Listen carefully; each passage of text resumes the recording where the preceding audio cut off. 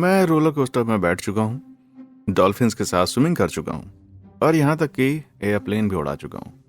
लेकिन बदला लेने जैसा आनंद भला किसी और चीज़ में कहाँ मिलता है। लेकिन बदले भी कई तरीके के होते हैं, जैसे ज़रा भी रहम ना दिखाने वाला बदला, पूरी प्लानिंग के साथ लिया गया बदला, और कुछ ऐसे बदले जिनमें लोग सचमुच हद से आगे गुजर जाते हैं। और इस वीडियो में आपको ऐसे सभी तरह के बदले देखने को मिलेंगे।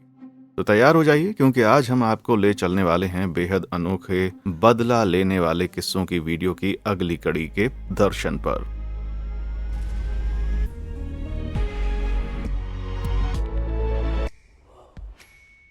प्रैंक का बदला प्रैंक से। हम सभी किसी न किसी ऐसे शख्स को जरूर जानते हैं जो शरारत में हद से आगे निकल जाता है। जैसा कि एक बार Reddit user Tarzan is my pony के साथ भी हुआ था। वो एक औरत के साथ काम करते थे जो प्रैंक्स करने में ज्यादा ही आगे निकल जाती थी, जैसे कि टार्जन के पावर पॉइंट प्रेजेंटेशन में गलत स्लाइड लगाना या ऑफिस के लोगों की कार की चाबियां छिपाकर घर चले जाना। उसे कई बार मना किया गया, लेकिन कोई फर्क ही नहीं पड़ता था।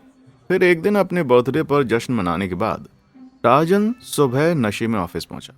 उसने अपनी मेज पर रखी पानी की बोतल उठाई और कई घूंट पानी पी लिया। पर तभी उसे एहसास हुआ कि बोतल में पानी नहीं बल्कि वोडका थी। जब वो अचानक से उल्टी करने लगा तो प्रैंक करने वाली उनकी कलीग खुश होकर हंसने लगी। उसे फिर से डांटा गया, लेकिन वो जरा भी पछतावा नहीं दिखा रही थी। तो टार्जन ने उसके ही पैंतरे से उसे मजा चखाने का फैसला कर लिया।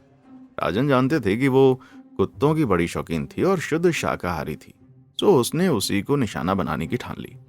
तो एक सुबह उस कलीग के ऑफिस में पहुंचने से पहले टार्जन ने एक कुत्ते के कुछ गुमशुदा पोस्टर प्रिंट किए और उन्हें ऑफिस के बाहर आसपास की कुछ दुकानों पर चिपका दिया। वो झांसे में आ गई और एक पोस्टर उठाकर ऑफिस में हर जगह उस बेचारे कुत्ते के बारे में पूछने लगी। क्योंकि गुमशुदगी का किस्सा पूरी तरह से मनगढ़ंत था, तो कुत्ते की कोई खबर मिल ही नहीं रही थी। अगले दिन टार्जन थोड़ा सा नकली फर और एक कॉलर लेकर के आया जो उन्होंने ऑनलाइन खरीदा था। साथ में 1 लीटर रंग की कॉर्न सिरप भी थी। जैसे ही वो ऑफिस पहुंची, टार्जन चुपके से बाहर निकले और उसकी कार तक जा पहुंचे। उन्होंने कार की साइड पर कॉर्न सिरप फैला दिया, उस पर थोड़ी सी नकली फर लगाई और कॉलर को पहिए की रिंग में फंसा दिया।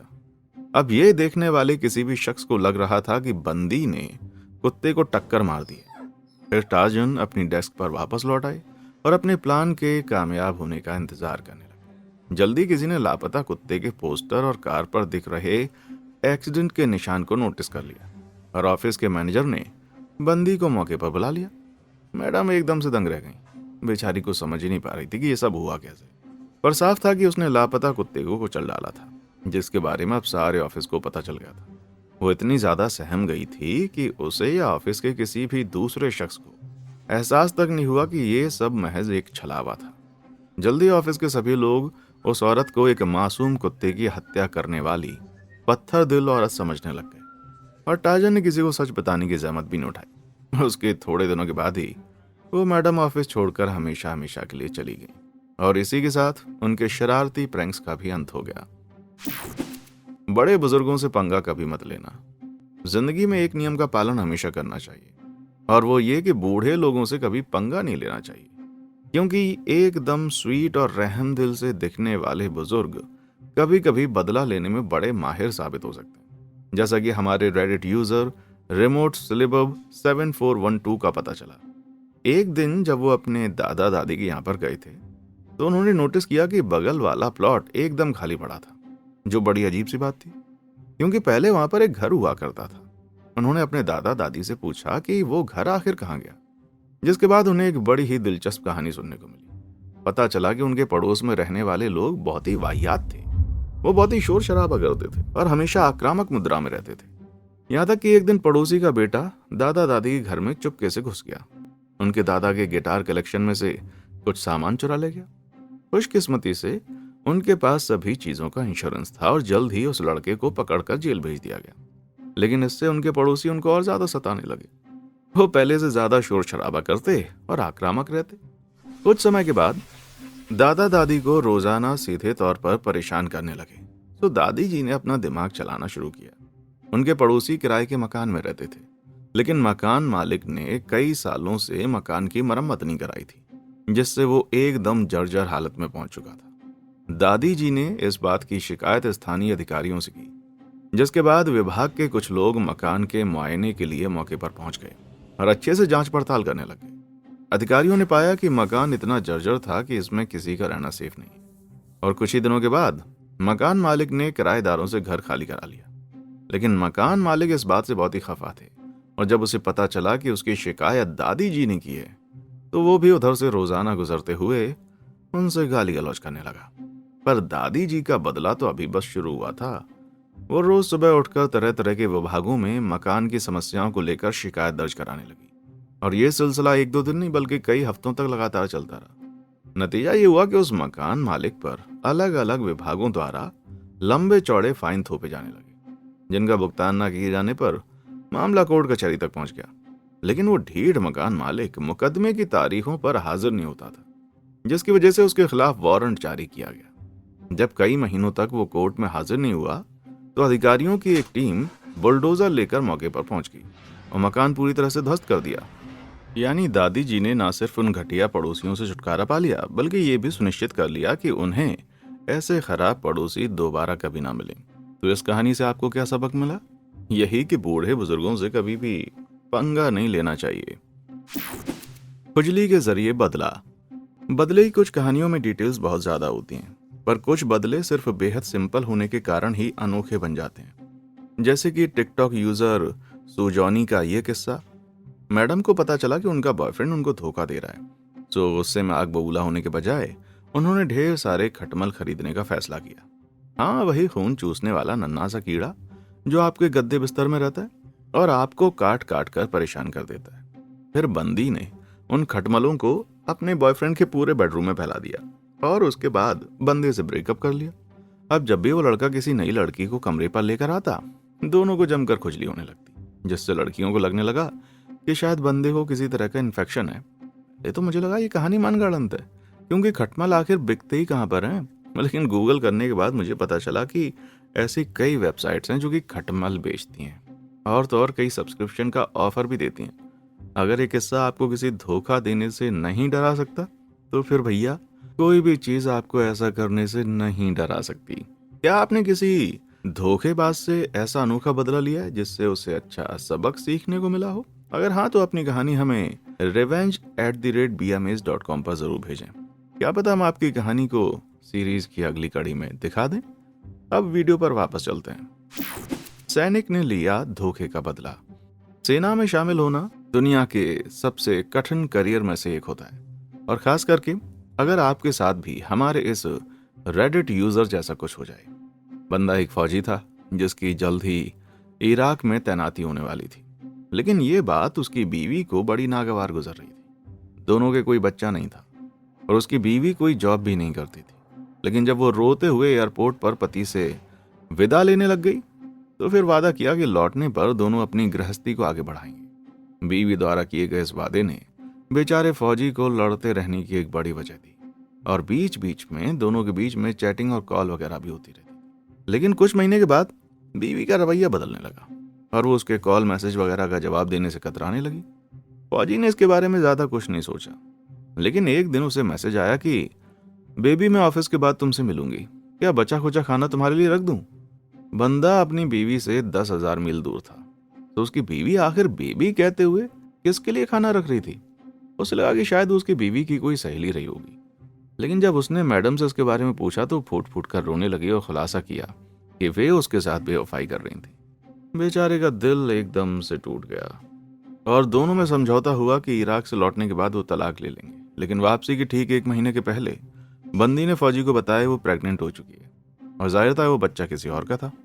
फौजी एकदम अंदर तक हिल गया, लेकिन गजब का सब्र दिखाते हुए उसने बंदी को जाने दिया, जो अपने नए बॉयफ्रेंड के साथ 10 घंटे की दूरी पर दूसरे स्टेट में जाकर रहने लगी। अगले 5 महीने तक फौजी खुद को और अपनी जिंदगी को संभालने में लगा रहा। तभी एक दिन अचानक से उसके पास उसकी एक्स वाइफ का फोन आ गया। वो रोते हुए बताने लगी कि उसका उसके वर्तमान पति से खूब झगड़ा हुआ है और उसे समझ नहीं आ रहा कि वो कहाँ पर जाए, क्या करे। और तभी हमारे फौजी को अपना बदला लेने का जबरदस्त आइडिया आया। फौजी ने एकदम शांत अंदाज में फोन काटते हुए कहा कि ये मेरी समस्या नहीं है। अगले महीने फिर से बंदी का फोन आया, और इस बार झगड़ा इतना भयानक था कि वो अपने नहीं पति को छोड़ना चाह रही थी। फौजी ने जवाब दिया कि मुझे सुनकर खराब लग रहा है और दुआ है कि तुम दोनों का मामला ठीक हो जाए जल्दी। ये कहते हुए फिर से फोन काट दिया। अगले महीने फिर से उसे अपनी एक्स वाइफ का कॉल आया, जिसने बताया कि उसका नया पति 2 लड़कियों के साथ उसको धोखा दे रहा था। बंदी ने फौजी से माफी मांगते हुए कहा कि प्लीज मेरी जिंदगी में वापस आ जाओ, लेकिन फौजी ने 1 सेकंड भी नहीं सोचा और जवाब दिया कि ऐसा कभी भी नहीं हो सकता। इस कहानी से हमें एक सीख ये भी मिलती है कि कभी कभार सबसे बेहतर बदला होता है लोगों को सीधे मना कर देना।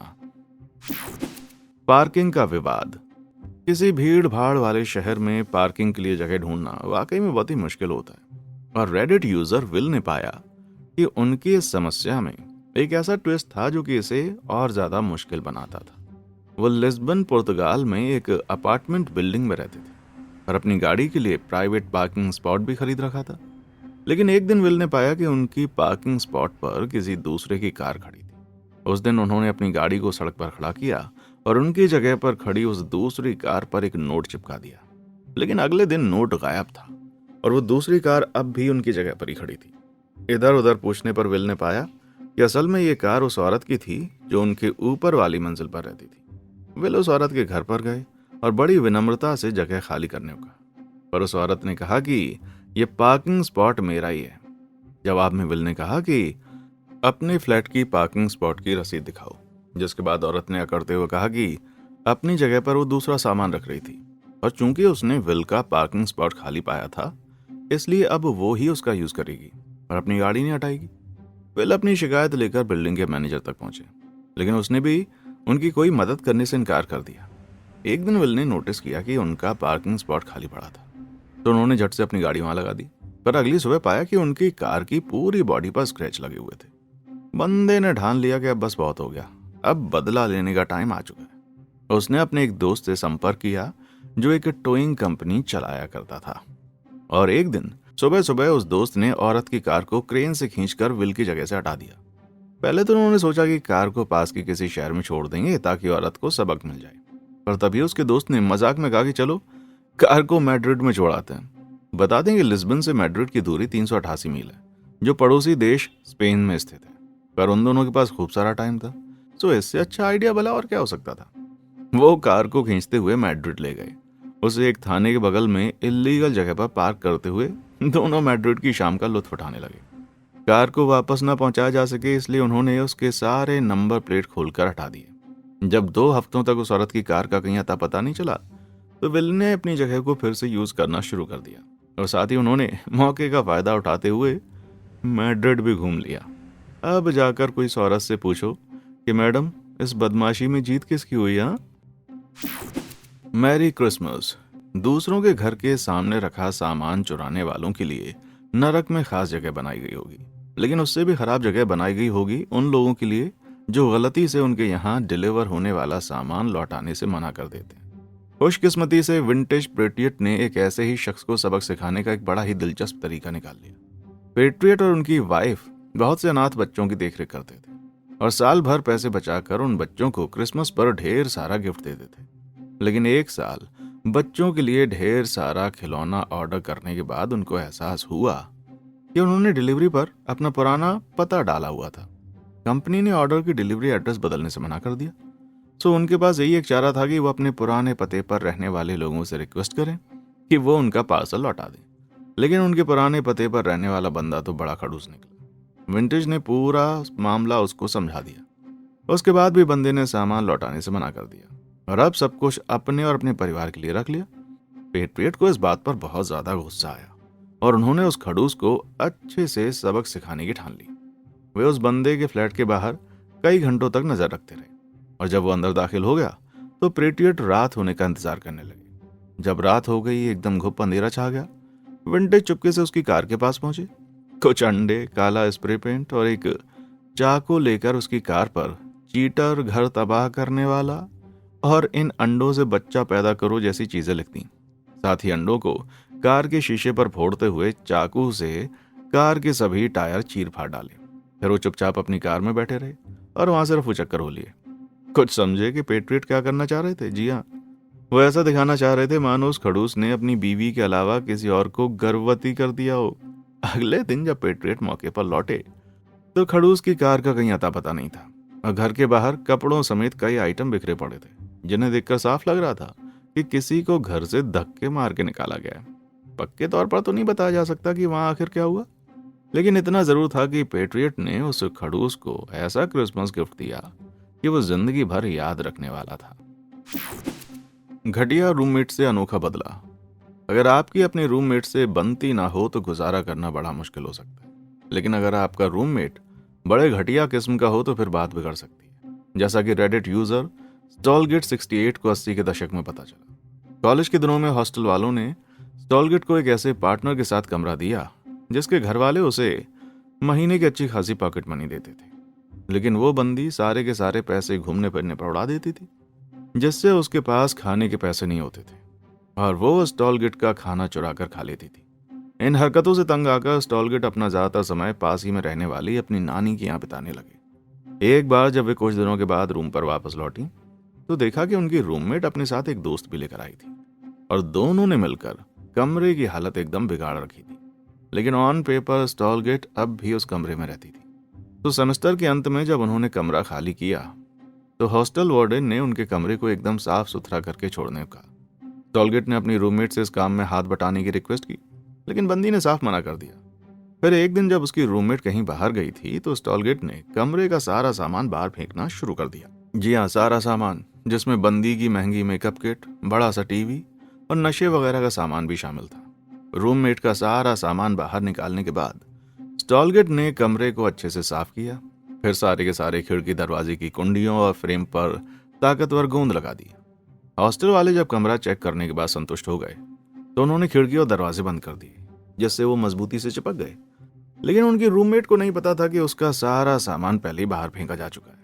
तो अंदर दाखिल होने के लिए वो खिड़की और दरवाजों को जबरदस्ती खोलने लगी, जिससे सारी की सारी कुंडियां टूट गईं और हॉस्टल वालों ने सारे डैमेज की क्षतिपूर्ति मैडम से वसूली। यानी घटिया रूममेट का सारा सामान तो फेंक ही दिया, साथ ही उससे लंबा चौड़ा फाइन भी भरवा दिया। सरकारी कार्रवाई में फंसाया। व्यक्तिगत रूप से लिए गए बदले के किस्से बहुत ज्यादा सुकून भरे होते हैं, लेकिन जब प्रशासन बदला लेने पर आता है फिर तो भाई साहब बात ही अलग हो जाती है। उदाहरण के लिए 2015 में किलबर्न लंदन में घटने वाले इस किस्से को देखो। वहां पर कार्लटन टेवर्न नाम का एक पब हुआ करता था, जिसे ओरी कैलिफ नाम के एक विदेशी प्रॉपर्टी डीलर ने खरीदा था। फिर उसी साल अप्रैल में ओरी ने पब को ध्वस्त कर दिया ताकि उसकी जगह एक अपार्टमेंट बिल्डिंग बनाई जा सके। पर समस्या ये थी कि वो पब असल में एक ग्रेड 2 की लिस्टेड बिल्डिंग थी, जिसका निर्माण 1920 में किया गया था, जब वहां मौजूद ओरिजिनल पब 1918 की जंग में जर्मन बमबारी के चलते पूरी तरह तबाह हो गया था। पब इलाके का एक महत्वपूर्ण ऐतिहासिक धरोहर माना जाता था, जिसे इतने अच्छे से संरक्षित किया गया था कि इंग्लिश हेरिटेज नामक एक चैरिटी ने उसका सर्वे करके बिल्डिंग के नक्शे को पूरी तरह से कॉपी कर लिया, ताकि किसी आपदा में अगर पब तबाह हो जाए तो उसे फिर से एकदम उसी डिजाइन में बनाया जा सके। चैरिटी वाले इमारत को जल्द ही ग्रेड 2 का स्टेटस दिलवाने पर लगे थे, पर अफसोस कि उससे पहले ही उस लालची प्रॉपर्टी डीलर ने उसे पूरी तरह से ध्वस्त कर दिया। नियम यह है कि अगर आप इंग्लैंड में किसी प्रोटेक्टेड ग्रेड वाली प्रॉपर्टी पर मालिकाना हक रखते हैं तो भी बड़ी खास परिस्थितियों में मिलने वाली परमिशन के बाद ही उसमें कोई फेरबदल हो सकता है। लेकिन जनाब ओरी ने ऐसी कोई परमिशन नहीं ले रखी थी, क्योंकि उन्हें लगा कि बिल्डिंग का ग्रेड 2 स्टेटस अनाउंस किए जाने से पहले उसे गिरा दिया जाए। वहां अपार्टमेंट बनाकर अच्छे पैसे कमाए जा सकते हैं।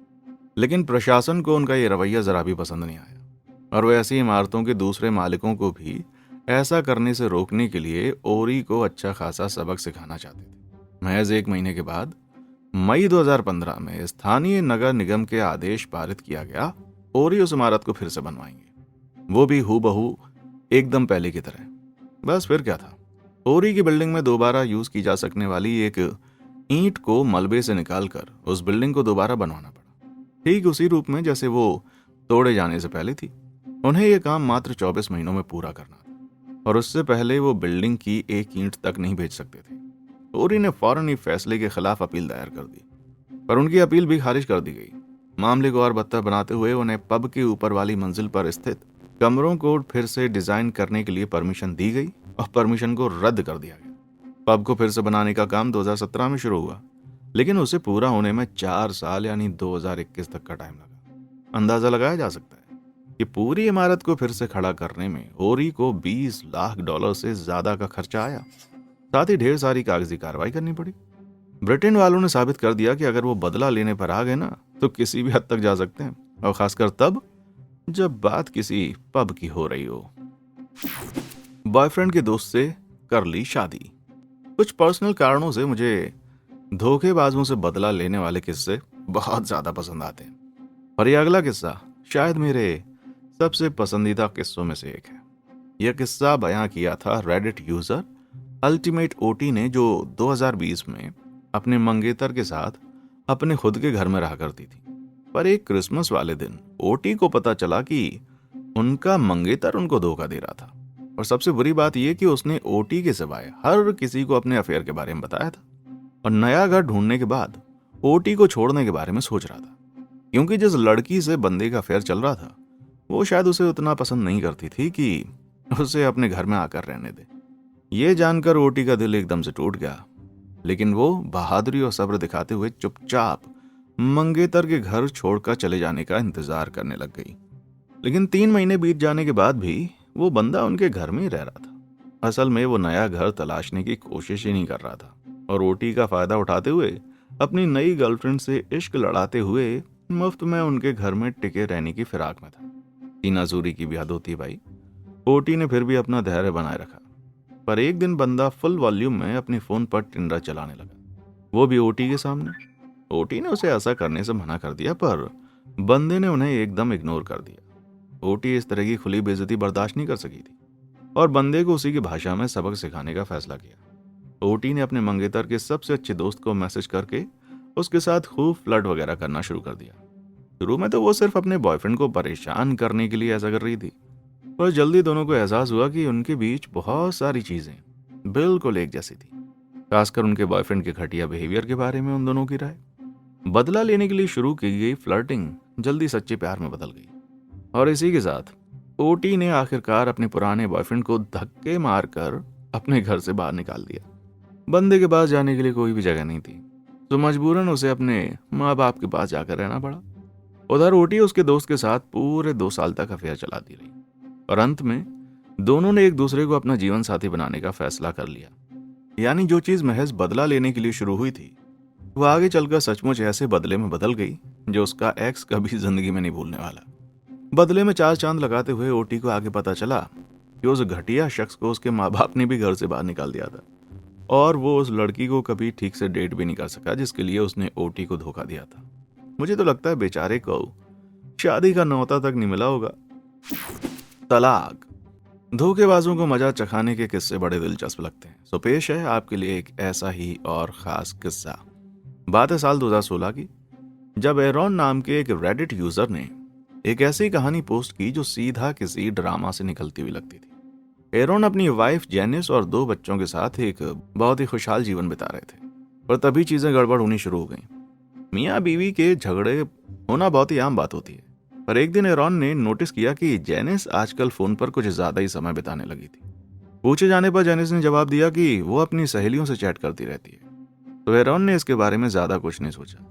पर एक दिन जब एरॉन अपना आईपैड चार्ज कर रहे थे तो उन्हें अचानक से ढेर सारे फेसबुक मैसेजेस के नोटिफिकेशन प्राप्त हुए।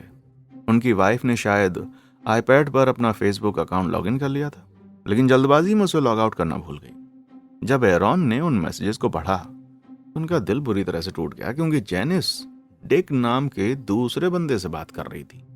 वो उससे फ्लर्ट करती थी, गंदी गंदी बातें करती थी और एरॉन का खूब मजाक उड़ाती थी।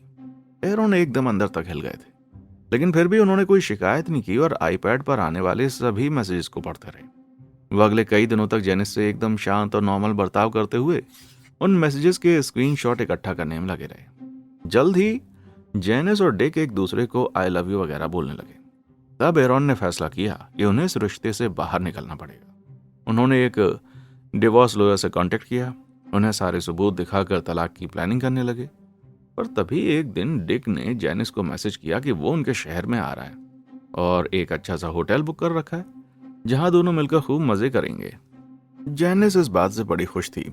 उन्होंने एरॉन से झूठ बोला कि वो इस वीकेंड अपनी सहेलियों के साथ स्पा लेने के लिए बाहर जा रही थी।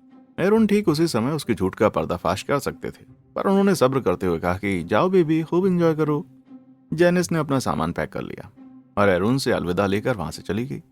मैडम को लग रहा था कि वो अपने प्लान में एकदम कामयाब हो चुकी है, पर कुछ ही घंटे के बाद एरॉन उसी होटल के रिसेप्शन पर पहुंच गया और स्टाफ से डिक के रूम में फोन से बात करने की रिक्वेस्ट की। होटल वालों ने उन्हें डिक से बात करवा दी।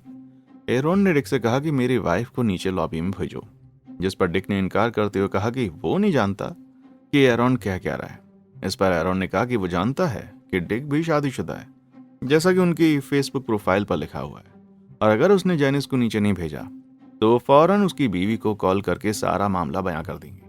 कुछ देर के बाद जब जेनिस नीचे लॉबी में आई तो उसके चेहरे की हवाइयां उड़ गई थीं। तब एरॉन ने स्क्रीनशॉट की 75 पन्नों की फाइल उसके हाथ में देते हुए बताया कि वो जानते हैं कि महीनों से चल क्या रहा है, और उन्होंने अपने वकील से एक तलाकनामा भी बनवा लिया है, जिसके मुताबिक जेनिस को घर छोड़ना होगा। बच्चों की पूरी कस्टडी एरॉन को मिलेगी, जिनसे वो सिर्फ वीकेंड पर मिल पाएगी, और उसे किसी भी तरह का मेंटेनेंस भी नहीं मिलेगा। अगर वो तलाकनामे पर दस्तखत नहीं करती है तो एरॉन पूरी की पूरी फाइल उनके ऑफिस, कलीग्स और परिवार वालों में बांटकर जेनिस का भांडाफोड़ कर देंगे। यह सुनकर जेनिस गिड़गिड़ा गिड़गिड़ा कर माफी मांगने लगी, पर एरॉन ने उसकी एक नहीं सुनी और वो वहां से बाहर चले गए। इसके महज एक हफ्ते के बाद ही मैडम ने तलाकनामे पर साइन कर दिया।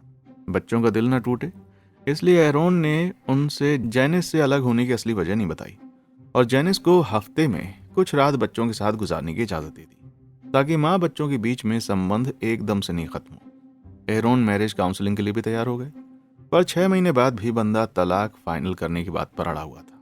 असल में एरॉन किसी सर्टिफाइड प्रोफेशनल से ये सबूत चाह रहे थे कि जेनिस 6 महीने से उसके साथ नहीं रह रही थी, ताकि दोनों का तलाक आराम से फाइनल हो जाए। एरॉन बच्चों की नजर में विलन नहीं बनना चाहते थे, पर साथ ही उन्हें सच से भी रूबरू करवाना चाहते थे। तो एक दिन उन्होंने अपने लैपटॉप पर गूगल पर अपनी बीवी की बेवफाई कैसे बर्दाश्त करें लिख के लैपटॉप पर यह सर्च क्वेरी डाल दी। उनकी बेटी बहुत ही समझदार थी। लैपटॉप पर यह सर्च क्वेरी को देखते ही वो पूरा का पूरा मामला समझ गई। एरॉन ने खूब नाटक किया कि वो नहीं चाहते थे कि बेटी सच जाने, लेकिन उसके बाद से बच्ची ने माँ से कभी बात ना करने की ठान ली। जब कोर्ट ने बच्चों से पूछा कि वो किसके साथ रहना चाहते हैं, तो उन्होंने अपने पापा को चुना और माँ को सिर्फ वीकेंड पर ही उनसे मिलने की इजाजत दी गई। आखिरकार तलाक फाइनल हो गया और जेनिस ने एरॉन के सामने गलती कबूल करते हुए कहा कि उसने महज थोड़ी सी मौज मस्ती के लिए अपना हंसता खेलता जीवन खुद बर्बाद कर लिया। एरॉन ने उसको दिलासा दिलाया कि शायद आगे चलकर दोनों के बीच में सब कुछ ठीक हो जाएगा, पर फिलहाल वो बेहद व्यथित होने के कारण उसके साथ नहीं रह सकता। असल में वो जेनिस को कोई चांस ही नहीं देने वाला था, बल्कि उसे झूठी उम्मीद पर चढ़ा रहा था, ताकि जब बच्चे वीकेंड पर अपनी माँ के पास जाएं तो वो अपने दोस्तों को बुलाकर मौज मस्ती कर सके। यानी एरॉन भाई ने न सिर्फ अपने लिए एक मनचाहा तलाकनामा फाइनल करवा लिया, बल्कि धोखेबाज बीवी को ऐसा सबक सिखाया जो उसे जिंदगी भर याद दिलाने वाला था। बदला लेने की कौन सी तरकीब आपको सबसे ज्यादा पसंद आई? क्या इनमें से कुछ बदलों ने वाकई हद पार कर दी? नीचे कमेंट सेक्शन में आकर बताएं। बदला लेने वाले किस्सों के लिए revenge@bms.com पर इन बदलों को भेजना न भूलें। देखने के लिए शुक्रिया।